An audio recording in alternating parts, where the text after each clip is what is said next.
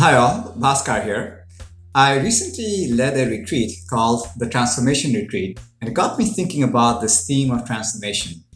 Now, there is such a thing as change, like when a baby caterpillar is growing, gets bigger and bigger and bigger, becomes a full-on adult caterpillar.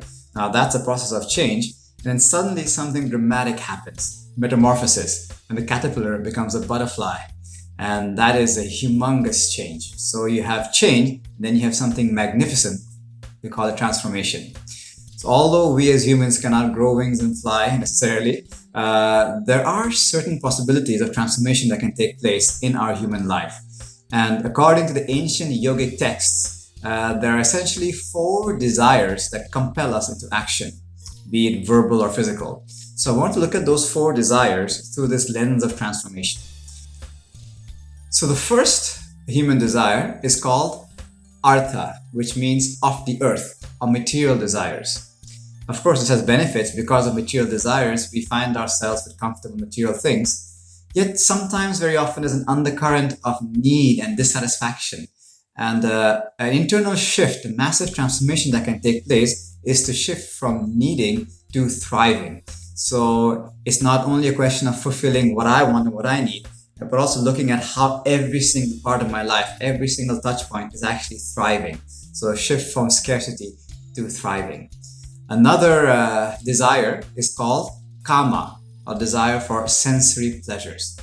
And the shift, the big transformation that can take place in kama is from seeking pleasurable sensations to moving into a state that is much more present and realizing that there are a lot of pleasant sensations that are here right now if we only stop to notice. And realizing this body is just full of sensations that are constantly presented to us, so many lights, colors, shapes, and sounds for us to enjoy right here and right now. So that shift from a seeking to a state of presence. The third desire is called dharma, how we contribute in society. We all wish to live in a way that is actually making us a living and so on and so forth.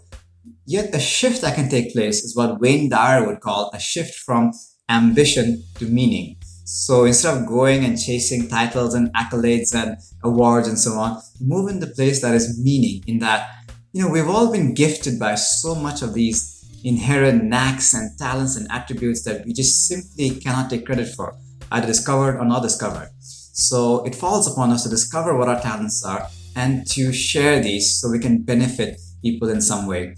And that would be a shift from just an individualized self of ambition to a much more non-localized self of sharing gifts to be of benefit to others and belonging to a much larger reality. Now, the 4th desire is called moksha. So moksha means liberation.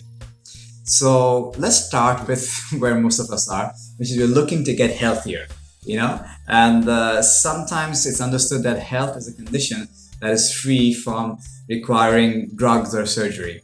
Well, this might bring us to a normal level of health, but how about shifting that to a place where we see this vehicle, this body, as an instrument through which we can awaken, a vehicle for self-realization, and how profound and precious it is, and to treat it with that kind of love and respect and reverence, that this body is the temple we carry around all the time, to look after it properly.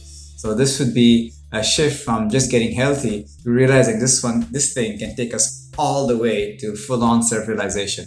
So in all these 4 facets of our desires, be it artha, material desires, kama, our desire for the senses, the dharma, desire for a sense of purpose, our moksha, desire to be so healthy that we become fully self-realized. May we have beautiful, transformative lives. Much love.